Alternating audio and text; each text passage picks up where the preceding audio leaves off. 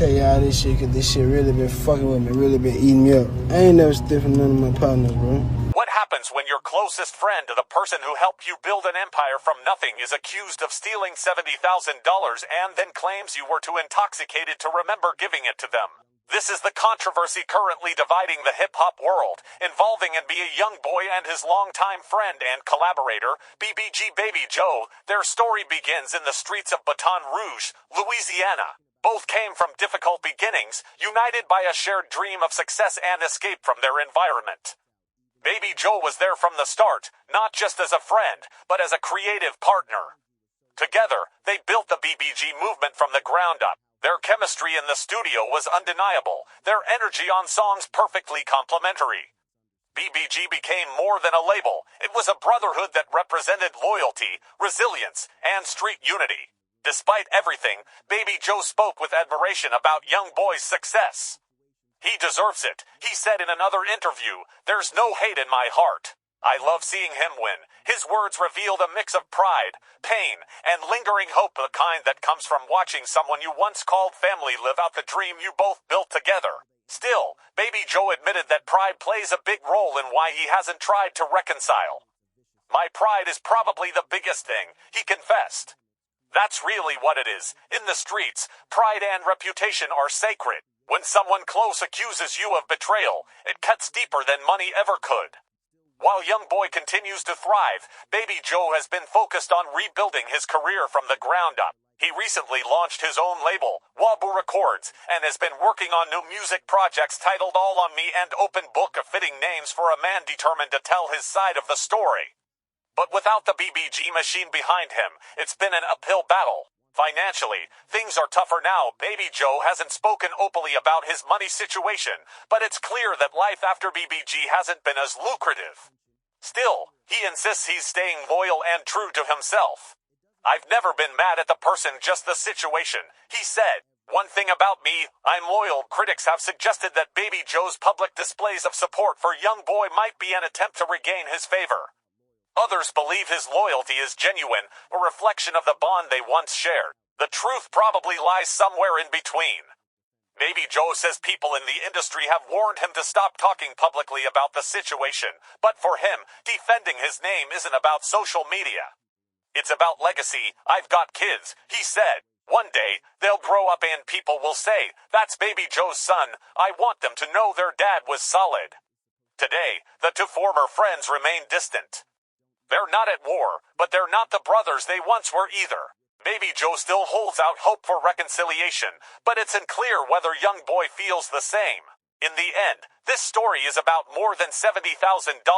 It's about trust, loyalty, pride, and how fame can test even the deepest bonds. Whether Baby Joe's explanation is true or not, one thing is clear: this situation exposes the darker side of brotherhood in the music industry, where loyalty and betrayal often live side by side. Fast forward a few years. YoungBoy is one of the biggest artists in the world, touring arenas and pulling in millions. Baby Joe, still close to him, is riding the wave too, until everything suddenly falls apart. Word starts spreading online that YoungBoy accused Baby Joe of stealing $70,000. $70,000, not pocket change, not a minor mistake, real money. The kind that can change lives, or in this case, destroy relationships. At first, nobody wanted to believe it. These were brothers, they once who came up together. But the whispers grew louder when YoungBoy began dropping cryptic bars in his music, bars that fans immediately started decoding. He never said Baby Joe's name directly, but the message felt clear. Somebody close to him had crossed the line. Instead of handling things privately, the story spilled into the public. Social media erupted. Hip-hop blogs went crazy trying to connect dots, dissect lyrics, and guess what really went down? Some fans said Baby Joe had gotten greedy, that he thought YoungBoy wouldn't notice the missing money. Others claimed there was no way he'd ever betray YoungBoy, especially when he was already doing well financially. The truth wasn't clear, because neither of them was talking. YoungBoy distanced himself, and Baby Joe went quiet. Suddenly, the brotherhood that once looked unbreakable had vanished from the spotlight. For a long time, Baby Joe stayed silent, probably hoping the rumors would fade away. But recently, he decided to break his silence, and what he said flipped the story upside down. According to him, he never stole anything. In fact, he claimed the opposite, that YoungBoy had given him the $70,000, but was too intoxicated at the time to remember doing it. In a recent interview, Baby Joe spoke with emotion and pain. "I never stole from none of my partners," he said, his voice shaking. "I'd never take nothing from my brothers. That's not who I am." He went on to suggest that maybe YoungBoy's memory was clouded, that under the influence, he might have forgotten about handing over the cash. That's a bold claim, not just denying the theft, but implying that YoungBoy's state of mind might have caused the misunderstanding. For Baby Joe, this wasn't just about defending himself. It was about clearing his name and protecting his legacy. In the streets, being called a thief can end your credibility forever. He explained that he'd been around huge sums of cash, so I counted to $0.5 million. He said, "So why would I steal $70,000? If you steal $1, you're still a thief." To him, it made no sense that anyone would believe he'd risk everything for what, compared to millions, was a small amount. But no matter how logical his defense sounded, the damage had already been done. The accusation alone was enough to stain his name and isolate him from the circle he helped build. What happens when your day one homie, the same person who helped you build your empire from the dirt, allegedly steals $70,000 from you and then turns around claiming you were too high to remember giving it to him? This is the story that's divided the entire hip-hop world, a story of loyalty, pride, and betrayal, starring NBA YoungBoy and his former right-hand man, BBG Baby Joe. What started as brotherhood in the trenches of Baton Rouge ended in one of the wildest controversies in rap history, and the truth behind it all might be deeper than anyone imagined. Before fame, before the millions, there were just two kids with a dream. NBA YoungBoy and Baby Joe were more than friends, they were brothers forged by the struggle. They grew up in the same streets, shared the same pain, and chased the same escape route, music. Baby Joe wasn't just hanging around YoungBoy, he was in the booth, crafting records, helping shape the sound that would take them both out the hood. Together, they created the BBG movement, a name that stood for loyalty, survival, and everything Baton Rouge represented. You could see the bond in their early videos, in the way they moved raw, real, and connected by something deeper than fame, but money changes everything.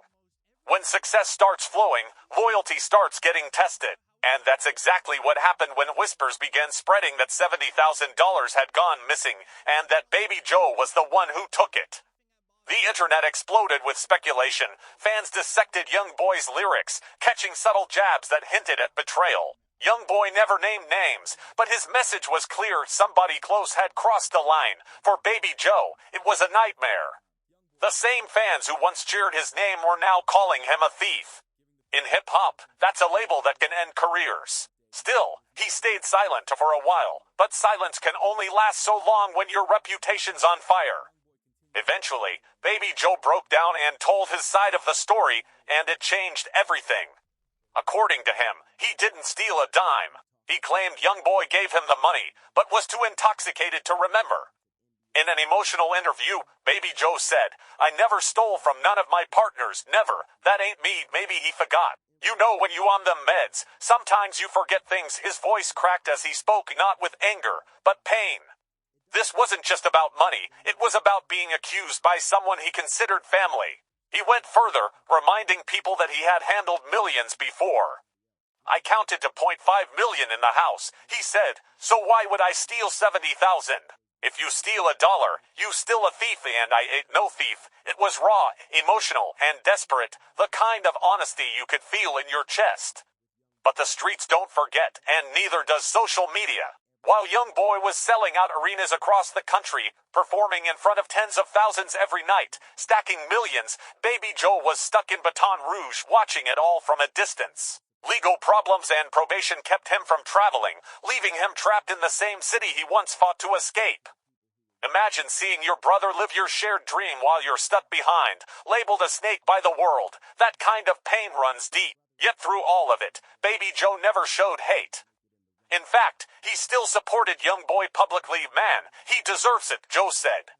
"Ain't no hate in my heart. I watch all his shows from afar. I'm proud. That right there showed his character. The hurt was real, but the love never died."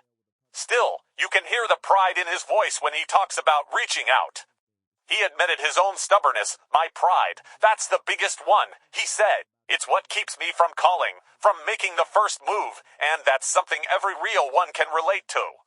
In the streets, pride is protection, but sometimes it's also poison.